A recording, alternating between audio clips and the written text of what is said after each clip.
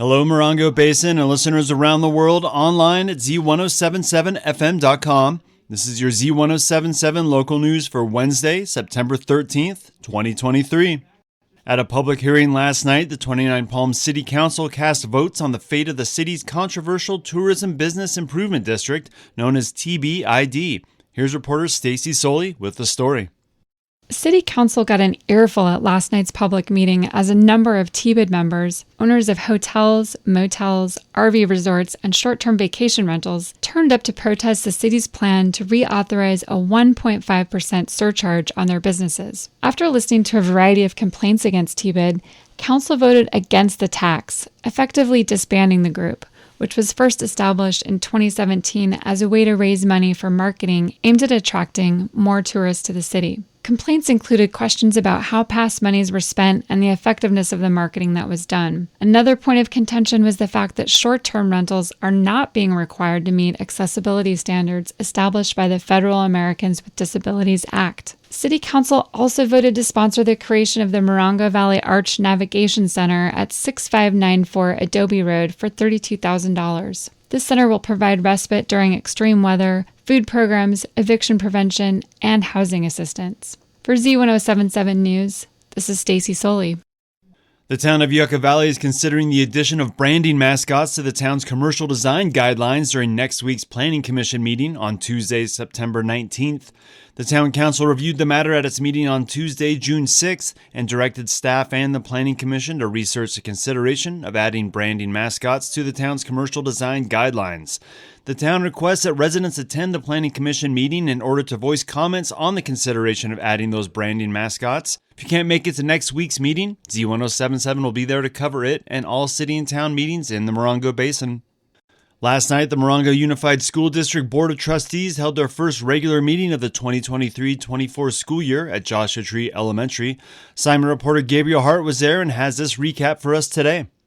The meeting began with a moment of silence for MUSD culinary arts teacher Travis Royer, who passed away in early August. Assistant Superintendent Amy Woods announced 15 out of the 16 MUSD schools will be recognized at the Positive Behavioral Interventions and Supports Recognition Ceremony for San Bernardino County. Woods then gave a slide presentation on MUSD elementary schools' accomplishments through their partnership with Groundwork Arts. Morongo Teachers Association President Amber Hansen gave an update on bargaining progress, citing improvements with class size but not salary. Hansen spoke at length of the ongoing inequity of MUSD's large budget and the low, uncompetitive wages for its teachers. Hansen stated MUSD's reserve at quote, almost $59 million and said, quote, "That's great. We all understand saving for a rainy day, but it's raining. We need you to let go of some of those dollars, put them on schedule, and compensate us," unquote. Hansen reminded the board of the MTA's struggle to recruit and retain teachers because of these low wages and how local teachers continue to sacrifice long commutes to search elsewhere for work. During public comment, Hansen was backed by teachers from Onaga, Condor, and Friendly Hills Elementary, who passionately expressed further frustration, cheered on by blistering applause by the standing room only crowd of MTA members and their families. One first-grade teacher claimed Onaga Elementary is so short-staffed that faculty must often skip their lunch breaks. Wrapping board comments, MUSD Board President Kathy Nelson stunned the room to silence when she announced her resignation, anticipating her last day to be December 30th. While mentioning she'd be moving out of state, Nelson hit the gavel before any further discussion. Reporting for Z107.7, this is assignment reporter Gabriel Hart.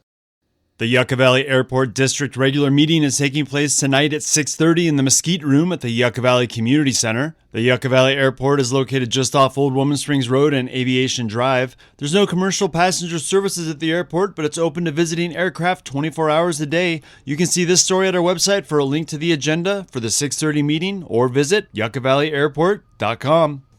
The Animal Action League is holding a low-cost pet clinic today where you can get your furry friends spayed, neutered, chipped, or vaccinated. The clinic will run from 10 a.m. to 2 p.m. at the Animal Action League's main office at 62762 29 Palms Highway. Appointments are required for spaying and neutering and can be made by calling 760-366-1100. The Yucca Valley Animal Shelter is inviting you to come on down during the month of September to the Price is Right adoption event. Recently passed game show legend Bob Barker would always end every episode of The Price is Right with a reminder to spay and neuter your pets. And in honor of the 99-year-old's love of rescuing animals, the shelter can provide you with a pet for the adoption price of $40 for a dog and $20 for a cat. That includes current vaccinations, spaying or neutering, and a leash for dogs or a carrier for the kitties. For Town of Yucca Valley residents, the animal shelter also has a spay and neuter voucher program. Vouchers are accepted at local veterinarians and provide $60 for dogs and $35 for cats towards the cost of spaying and neutering. Voucher applications can be picked up at the animal shelter and submitted for processing. The shelter is open from Tuesday to Saturday, noon to 5 p.m. Come on down. If you plan on becoming a professional artist, the 29 Palms Public Arts Advisory Committee is offering an opportunity to learn from professional artists working in the visual arts, performance, and dance space. Workshop 29 is a free art series launching in 29 Palms in mid-October. Interns will spend time with Workshop 29 artists in their studios and workspaces, as well as assist those artists in the presentations of their workshops. Interns receive an honorarium in addition to gaining behind-the-scenes experience in the arts and in arts organizing. An apprenticeship with Workshop 29 videographer Peter O'Leary is also available. Applications are due Friday, September 15th. For more information or to apply, you can email artinpublicplaces29@gmail.com or visit a link at this story on our website. School's back in session with more children out and about in the morning and afternoon hours. There are some simple rules for your children to follow when walking in the desert to school and home. Reporter Hillary Sloan has suggestions from the Morongo Basin School District and the National Highway Traffic Administration. There are basic rules to teach your children to keep them safe when walking to and from school. Always focus attention on road and traffic conditions. Don't play with friends or be distracted. Always walk on sidewalks if available. If sidewalks are unavailable, walk on the edge of the road or on the left shoulder of the road facing the traffic flow. Cross the street only at marked crosswalks or intersections. Pedestrians are often hit by cars when jaywalking. Stop at the curb and look left, right, and left again. Stopping at the curb signals drivers that you intend to cross. Obey all traffic signals. Never walk to school alone if possible. Always walk to and from school and the bus stop with other students or known adults. You can learn more about pedestrian safety from the NHTSA website. See the link at Z107.7fm.com.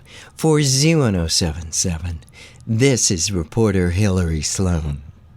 Joshua Tree National Park are looking for entrance ambassadors, volunteers who will assist staff by collecting fees from visitors and providing basic park information.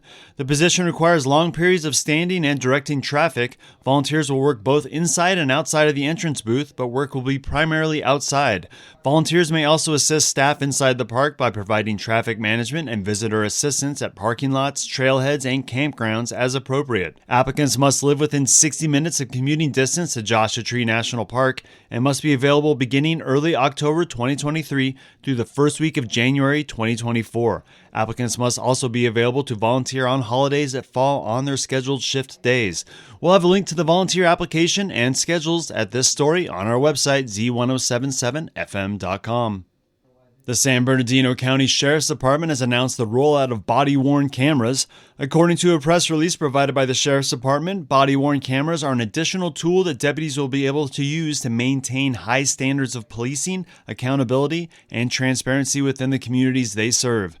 Deputies at Central Station and Hesperia Station are now equipped with the body-worn cameras, and deployment department-wide is expected to be completed by the end of the year.